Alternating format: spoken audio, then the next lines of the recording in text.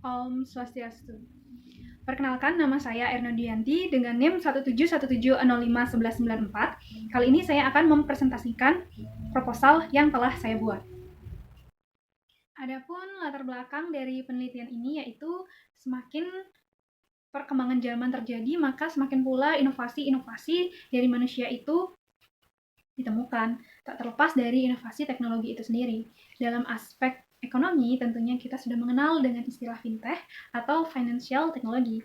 Fintech merupakan inovasi teknologi di bidang keuangan yang tentunya mempermudah masyarakat untuk mengakses layanan-layanan keuangan. Tetapi baru-baru ini, seperti yang kita ketahui, dunia sedang dilanda oleh wabah virus corona atau COVID-19, tidak terlepas juga Indonesia. Dari wabah virus corona ini, kita diharuskan untuk menerapkan protokol kesehatan seperti menggunakan masker, menjaga jarak, mencuci tangan, menghindari kerumunan, dan sebisa mungkin untuk berada di rumah. Nah, dalam hal ini tentunya bidang-bidang masing-masing negara itu pastinya akan mengalami kemunduran. Tidak terlepas adalah bidang ekonomi. Indonesia juga mengalami kemunduran ekonomi akibat dari adanya virus corona ini. Tetapi hal tersebut tentunya bisa diminimalisir dengan cara memanfaatkan fintech-fintech yang ada. Nah, apalagi fintech ini bisa diakses dengan hanya menggunakan smartphone pribadi masing-masing. Virus corona ini tentunya memberikan dampak pada sejumlah orang, tidak terlepas dari mahasiswa itu sendiri. Contohnya saya yang harus ekstra menyiapkan pembelajaran daring, dimulai dari sarana dan prasarana, dan juga hal-hal lainnya yang menunjang pembelajaran daring yang akan saya lakukan. Lalu, bagaimana saya bisa bertahan di rumah dengan cara melakukan hobi-hobi saya selama di rumah saja. Dan juga bagaimana teman-teman saya yang memiliki usaha bisa tetap memiliki produktivitas di tengah pandemi ini. Nah, dampak-dampak tersebutlah yang dirasakan oleh mahasiswa ketika pandemi COVID-19 melanda. Salah satu fintech yang memang digemari oleh masyarakat usia muda yaitu adalah fintech lending. Pada slide dapat dilihat bahwa itu merupakan data yang diterbitkan oleh OJK per 31 Desember 2020 terkait dengan pengguna fintech lending. Dan di sana terdapat angka sebesar 67,19% merupakan pengguna fintech lending dari kalangan borrower di usia 19 hingga 34 tahun. Dan mahasiswa merupakan ada di jenjang usia ini, dan dari sanalah para pemilik marketplace fintech peer-to-peer lending mulai melirik mahasiswa bahwa dirasa mahasiswa itu merupakan calon yang tepat untuk dijadikan sebagai calon borrower. Fintech peer-to-peer lending memang menjadi kegemaran masyarakat usia muda, terbukti dari data yang dikeluarkan oleh OJK sebelumnya. Nah, hal ini tentunya bukan tanpa alasan, mengingat fintech peer-to-peer lending memberikan persyaratan yang cepat dan mudah, sehingga banyak masyarakat muda yang tertarik untuk menggunakannya. Tidak terlepas dari itu, OJK juga mendukung hal ini dengan mengeluarkan peraturan terkait dengan layanan pinjam-meminjam uang berbasis teknologi informasi. Tetapi masalahnya masih ditemukan berita-berita negatif terkait dengan fintech peer-to-peer lending ini, dan juga masih ditemukannya fintech ilegal oleh Satgas Waspada Investasi.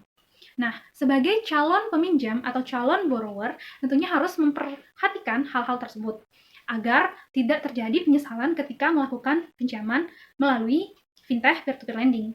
Hal ini pasti dipengaruhi oleh faktor psikologis dan juga pemahaman dari informasi yang didapat.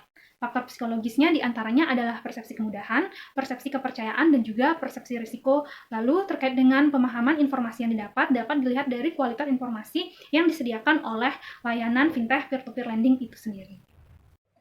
Dari mini survei yang saya lakukan kepada angkatan 2017 di Universitas Pendidikan Ganesha, 25 orang mengaku bahwa mereka telah melakukan pinjaman secara online. Lalu ada 7 orang yang mengaku bahwa mereka telah melakukan pinjaman secara offline, dan ada 8 orang yang mengaku bahwa mereka telah melakukan pinjaman secara offline dan online. Hal ini tentunya terlihat bahwa dominasi ada pada pinjaman online, dan mereka mengaku bahwa mereka melakukan pinjaman berdasarkan beberapa alasan, misalnya terkait dengan kebutuhan pendidikan, kesehatan, konsumtif, dan gaya hidup, dan juga ada untuk modal usaha.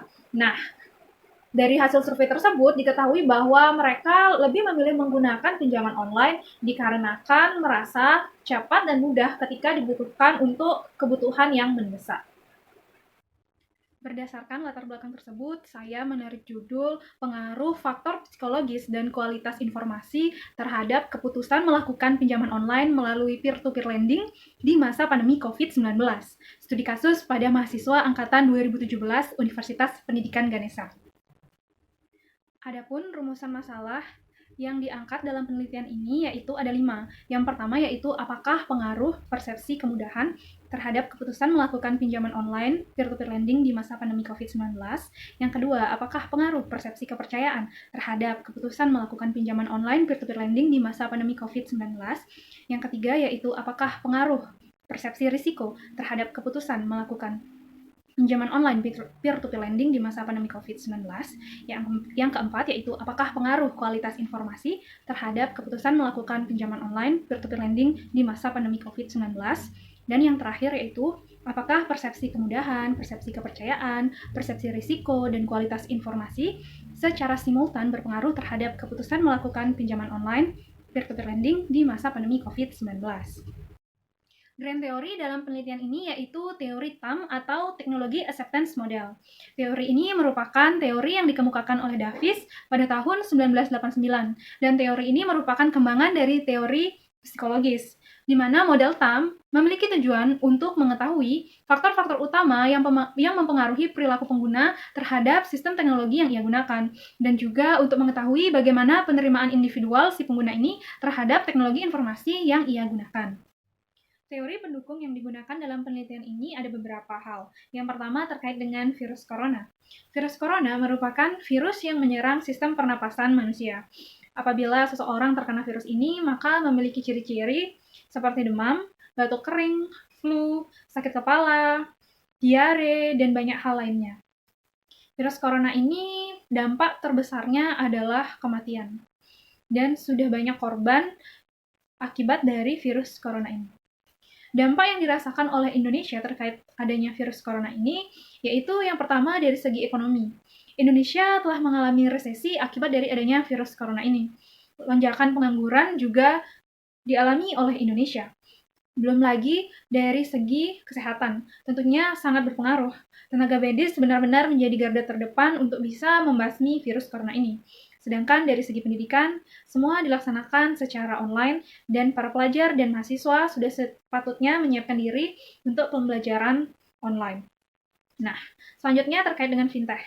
Fintech merupakan inovasi teknologi terkait keuangan yang membantu masyarakat semakin mudah untuk bisa mengakses layanan-layanan keuangan.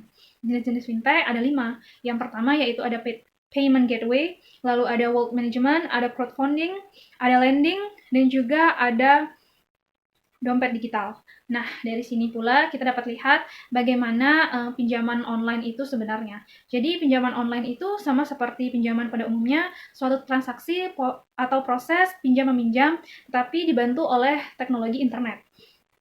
Lalu, terkait dengan peer-to-peer lending yang merupakan salah satu jenis dari fintech lending, yaitu merupakan suatu marketplace atau platform di mana dia di sini menemukan antara si calon lender dengan si calon borrower. Lalu selanjutnya ada keputusan melakukan pinjaman online.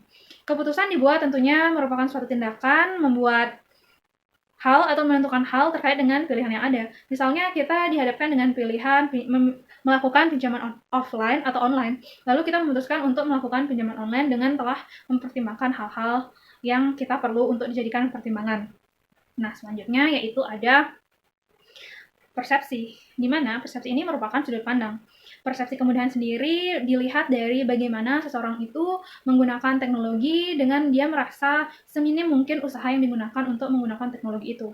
Lalu ada persepsi kepercayaan, di mana di sini melihat bagaimana si borrower ini percaya akan si mitra bisnisnya. Lalu ada persepsi risiko, di mana melihat peluang ketidakpastian yang akan terjadi pada si borrower jika menggunakan teknologi yang dia pilih. Lalu ada kualitas informasi yang melihat bagaimana tatanan bahasa dan bagaimana penyerapan informasi tersebut sampai dengan benar pada si calon borrower.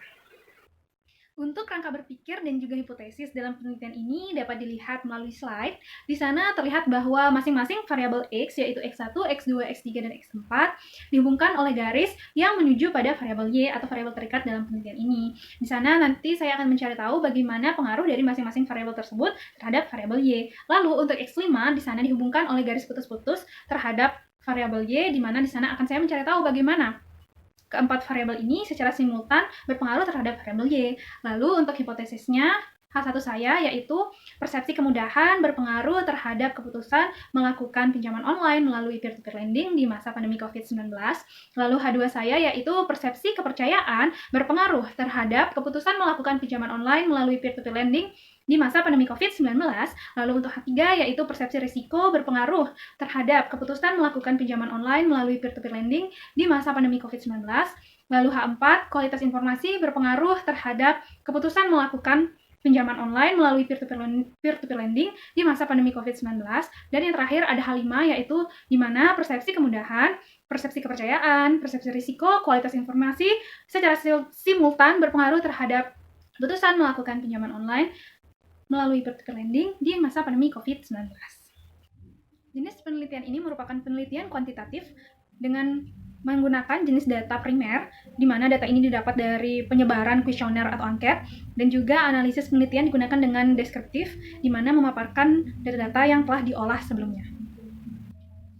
Untuk teknik analisis data digunakan beberapa uji. Yang pertama, untuk menguji kualitas data digunakan uji validitas dan juga uji reliabilitas. Lalu untuk uji hipotesis digunakan regresi linear berganda, uji T, uji F, dan juga uji determinasi. Lalu untuk uji asumsi klasik digunakan 3 uji. Yang pertama ada uji normalitas, lalu ada uji multikolinearitas, dan juga ada uji heterokedastisitas.